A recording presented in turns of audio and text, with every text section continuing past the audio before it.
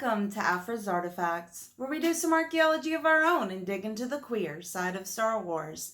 I'm your host, Alyssa Wong, and it's so great to have you here. Well, today we're doing a little update on Dr. Aphra and Sana Starros because they are back working together again. They have a very interesting dynamic right now, and Alyssa Wong, the author of the current run series, which started last year in 2020, is doing an incredible job with the chemistry between the two. It is like, at first they're tolerating each other, and then they're slowly growing into being friends, true friends again. It's quite remarkable. There are jabs throughout. There's a little bit of flirting in the beginning. There's tons of banter throughout, but it's all leading towards, I think, them being really good friends. And I'm loving it. I'm eating it up. I'm fascinated by this relationship. Because like I've said before, I'm friends with several of my exes. We're just good friends. And there's history, but, we've moved on past that. And I think that's a really amazing thing that's a testament to the relationship between two people. And so I'm loving seeing this happening between Sana and Aphra. So I'm going to be giving a few verbal exchanges, some little tidbits from two arcs. So Dr. Aphra numbers 6 through 9, the Engine Job arc. And then Dr. Aphra numbers 10 through 12, War of the Bounty Hunters, which is part of the epic comic crossover event going on right now between Dr. Aphra, Star Wars, Darth Vader, and bounty hunters, along with some one-shot issues about different bounty hunters. So anyway, let's start with the Engine Job Part 1, Headhunted, Dr. Aphra number 6. So basically in this arc, Aphra and Sana are working together to find a path engine. So something used by the Nile, the baddies during the High Republic era. So their job is to do that. Well, Aphra, and I have to include this just because I think it's so crazy.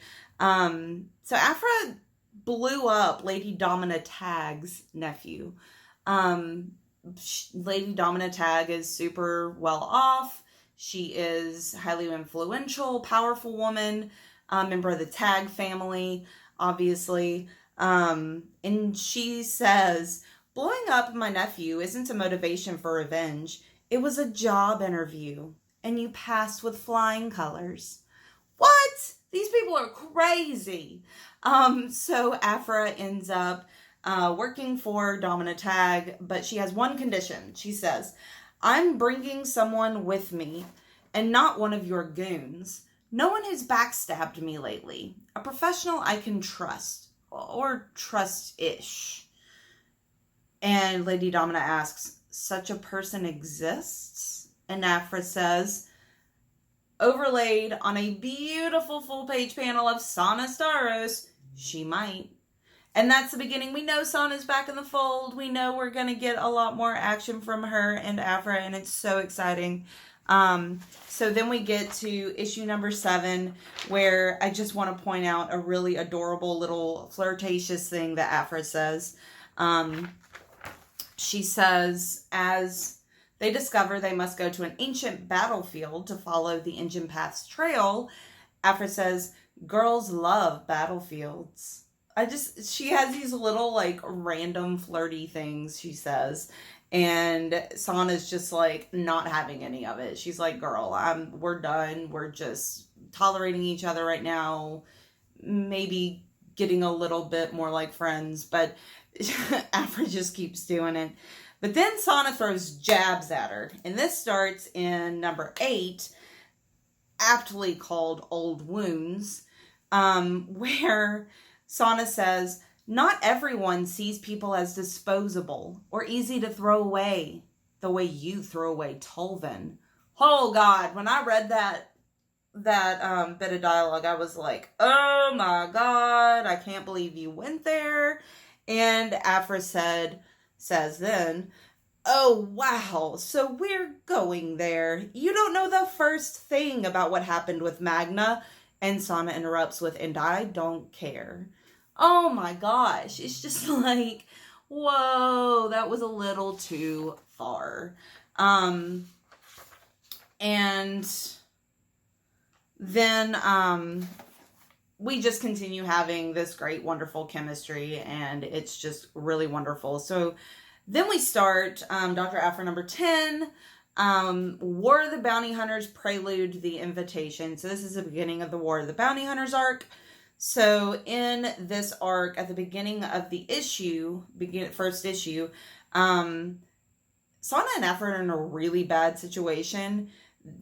People have started killing hostages. The path engine is miserably fake and is about to blow up. Imperials have arrived. Everything is just blah.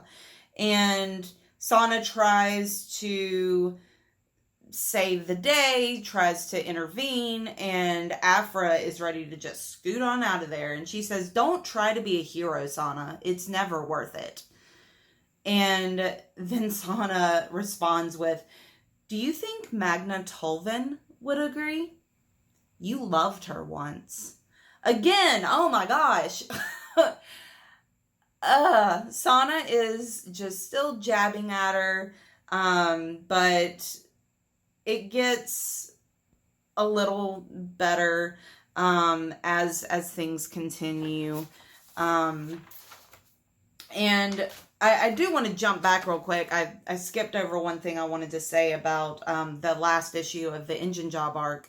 Sana is wounded, and Aphra is healing her wound, and she says, that shrapnel really tore you up.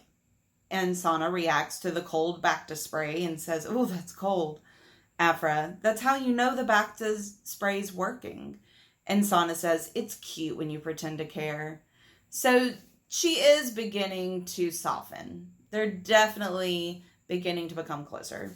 And the last thing I want to talk about is in the most recent issue of Dr. Aphra, number 12, War of the Bounty Hunters Party Tricks, where Aphra has a PTSD panic attack moment, like full-blown anxiety panic attack.